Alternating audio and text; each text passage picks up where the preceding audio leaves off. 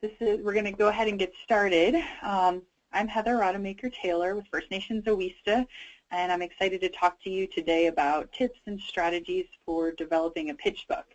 I'm also going to be joined by Michael Swack with the University of New Hampshire, who's going to be on hand to provide additional information and help answer any questions that may arise. So we're going to be looking at what a pitch book is and does, the typical structure, and how you can develop one for your organization. This webinar should help you as you reach out to investors about different opportunities. And we thought this topic would be helpful for groups in general, and specifically for those who are part of our Native CDFI Capital Access Initiative in preparation for next month's convening, where we'll be facilitating a networking session with potential funders and investors. And so this webinar is the 7th webinar in a monthly series as part of the Native CDFI Capital Access Initiative some of you are participating in, which is funded by the Northwest Area Foundation.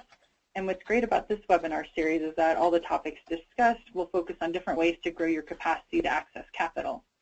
And so to get us prepared, Stephanie is going to share some information with you about the GoToWebinar platform, and I want to let everyone know that we'll be recording this webinar as well, so you can revisit it later if you like. Hi everyone, thank you so much for logging in and joining us today.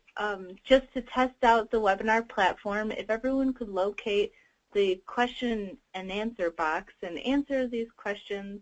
What organization are you representing today, and where is your organization located? We'll give just a few moments for you to locate that box and test it out.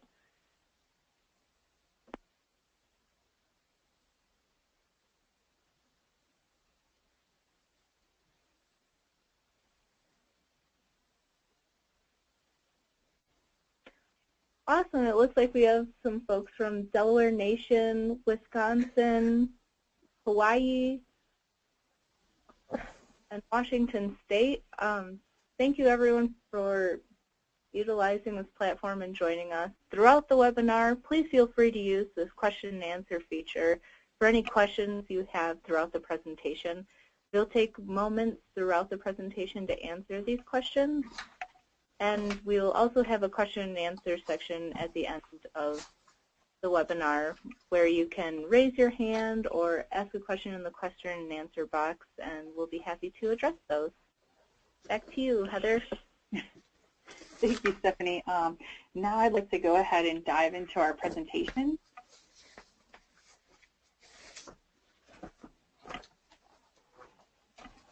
Perfect. So, first of all, I just want to cover what is a pitch book. Some of you may or may not be familiar, so I just want to make sure and say that a pitch book is essentially a sales book created by a firm, or in your case, a Native CDFI, that details the main attributes of your organization. A pitch book focuses on all of the benefits of investing in your organization in order to help investors and or brokers understand how your Native CDFI can service the investment needs and desires of potential investors. So when you go to investors, the idea of a pitch book is expected by more conventional investors and appreciated by more non-traditional investors. And this is important because if you have a capitalization plan to seek debt or equity, you should have an attractive and clear way to describe what you're asking for and why it's needed. It's also very helpful to go through this process. The process of actually putting a pitch book together helps you focus your thinking on what you're asking for and what investors are looking for. And being really specific prevents you from getting distracted from main points. There's a value in the discipline required of being direct and clear, having to explain what you do to people who may not be familiar with what you do, particularly Native CDFIs. And today we'll walk through one to see how it works. So in terms of your basic pitch book structure, a typical structure of a CDFI pitch book may include the following items. So an executive summary or CDFI highlights, a market overview, products and services, sales and marketing, customers, expansion opportunities, an organizational chart, and historical and projected financial information. But it doesn't have to match this exactly. As we'll see in an example pitch book, in this example that we're going to talk about, there are some differences and similarities, but it's going to provide a specific visual example of how one might put together a pitch book. And I'll make this presentation available so you can access this example in the future if you want to reference it. So as I mentioned, now I want to use a strong example of a pitch book from another native CDFI, 4 Directions out of Maine. I'm going to look at them as a case study example where we're going to go through each of their pitch book components here and discuss. First, you can see their pitch book cover here. It's professional and well branded and a good start. In addition,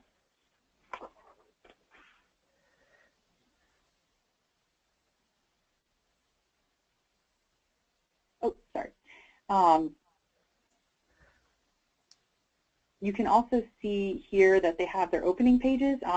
This is where they include basic organizational information, such as a summary of their organization in the top left, and include their mission. You can see front and center. And this is really basic information, but it's information you'll want to include nonetheless in a pitch book. And here you can see they included information on their customers, target market, and service area, which is another important component. It also includes a map, which is very helpful, which is what they did here. And I know it sounds obvious, but you always have to assume an investor knows absolutely nothing about you, so these pages are really important.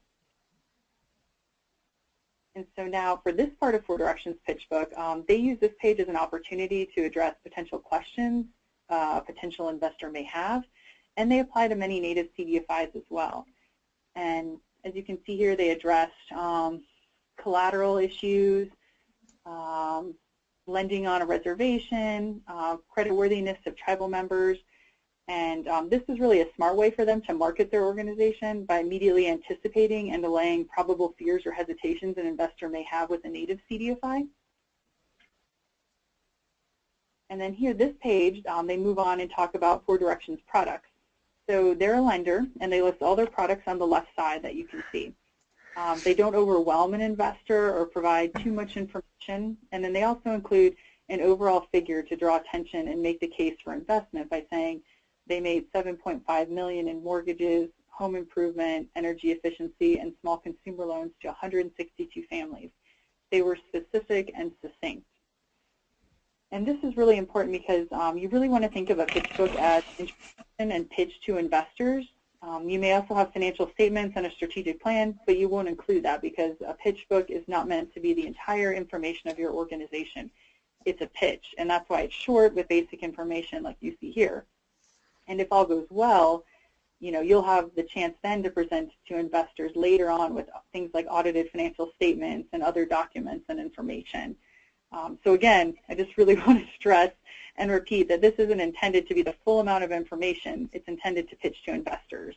And then you'll follow up with investors with the entirety of your organizational information. But this is what gets them there. The pitch comes first.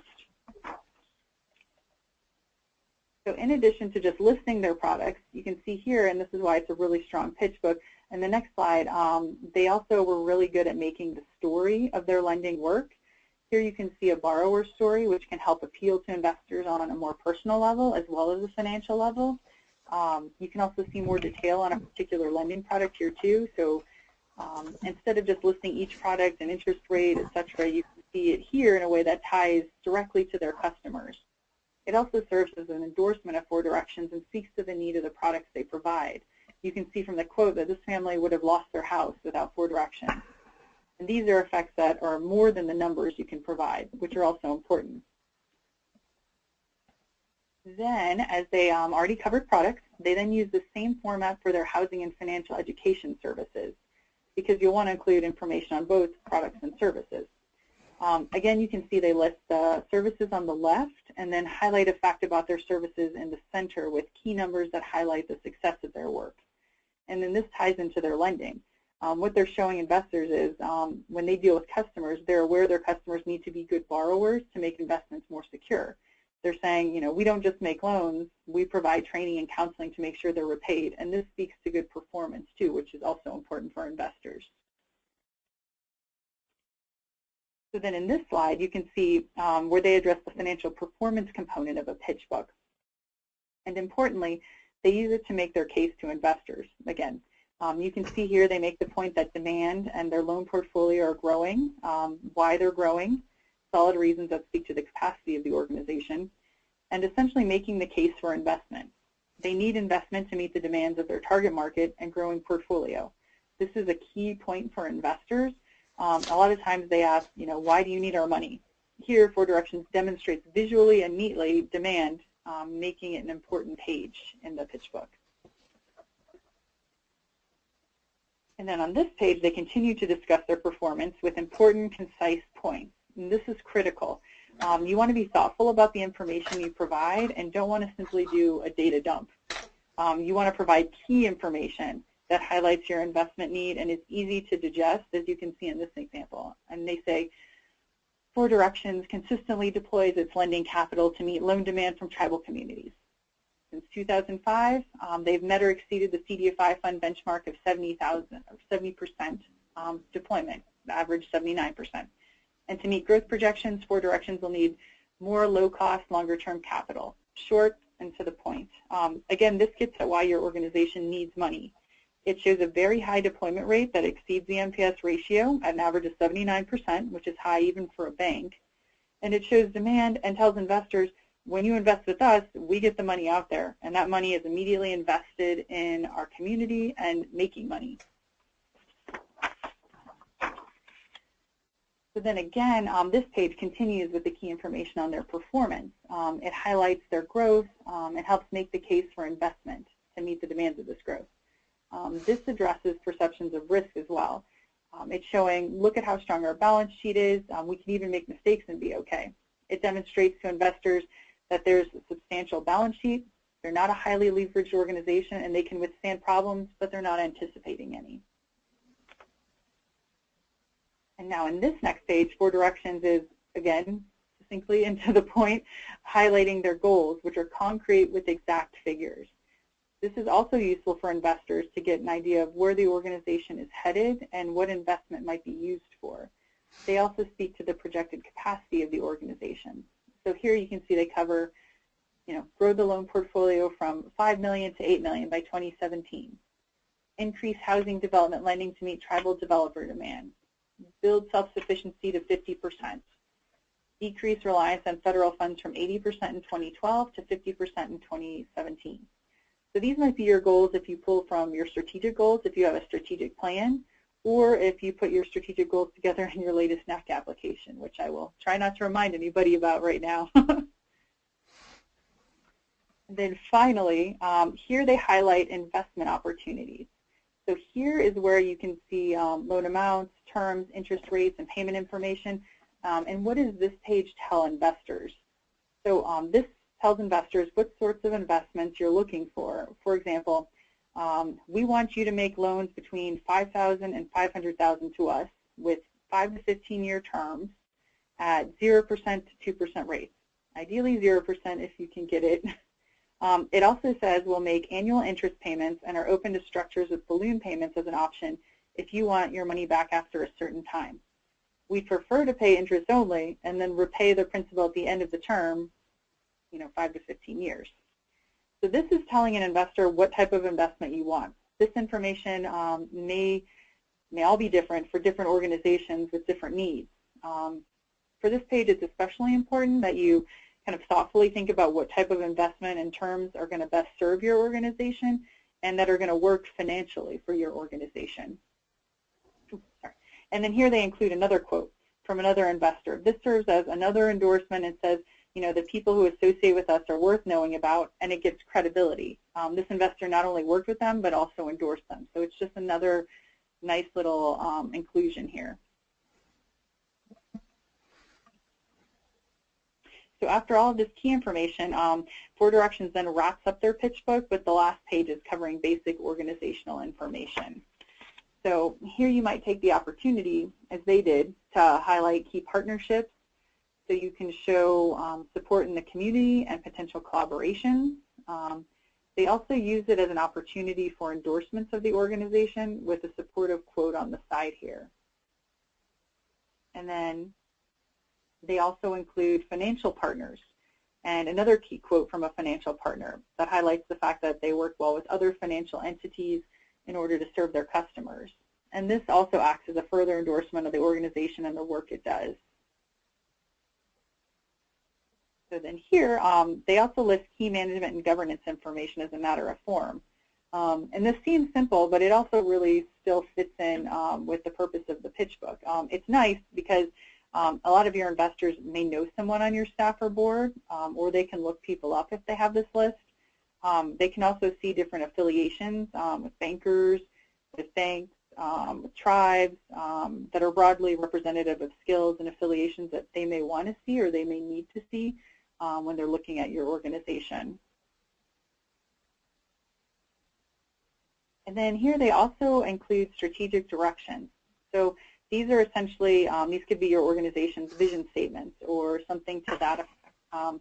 Here you're at the end of the pitch and wrapping up at the end of providing a lot of really useful information. And so you're kind of bringing it back to what you're trying to accomplish. It kind of serves the purpose of reminding them of why they're making investments to close with this. And it's a really good reminder kind of at the very end of providing kind of all that key data that we kind of went over.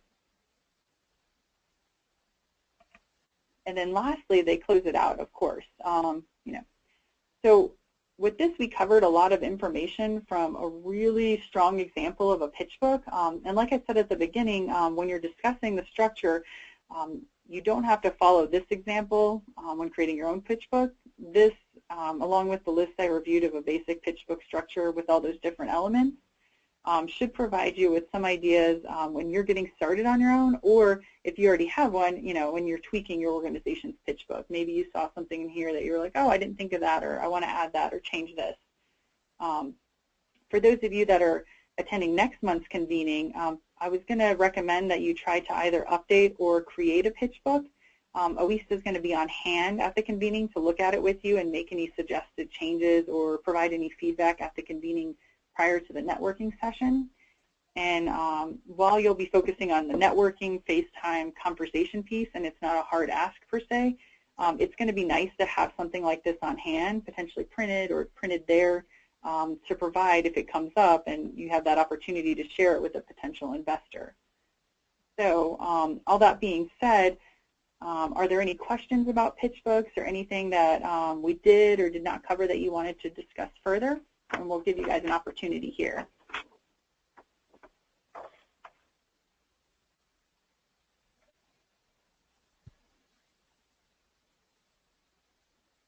And you can either raise your hand in the GoToMeeting or type a question in.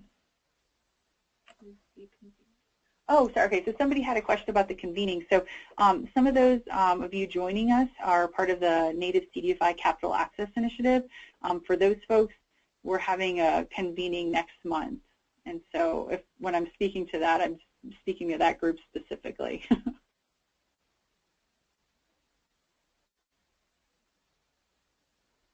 And I'll just give you guys a couple more seconds if you have any questions.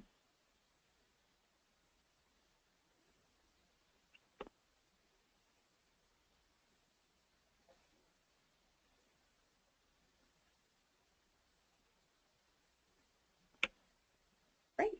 Oh, we have another question here.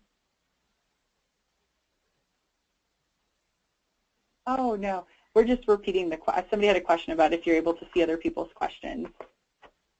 And we're just reading them aloud and sharing them with everybody. So it doesn't look like we have any other questions. I wanted to remind folks that we are recording this, so we will share that recording and share this PowerPoint with everybody. And we thank everybody for participating in the webinar. I hope we provided information that's going to be useful to your organizations. And I also wanted to make sure and point out that a very brief survey should pop up when you close the webinar, and please fill it out. It helps us track this webinar series and make sure that we're always continuing to improve. And just I'll reiterate it once more. For those of you that are part of the Native CDFI Capital Access Initiative and preparing for that convening, just make sure that you think about potentially working in a pitch book or creating one or updating it in preparation for that. So that's all we have to share now, and have a wonderful rest of your day. And just a quick reminder, we now have our upcoming webinar, Green Energy Lending. Our registration can be found at our website at www.owista.org. Please join us Tuesday, May 17th at 1 p.m. Mountain Time. And thank you again, everyone, for joining us. A recording of this webinar will be provided to you in the follow-up email, in addition to being located in our webinar archives at www.owista.org. Thank you so much and have a wonderful day.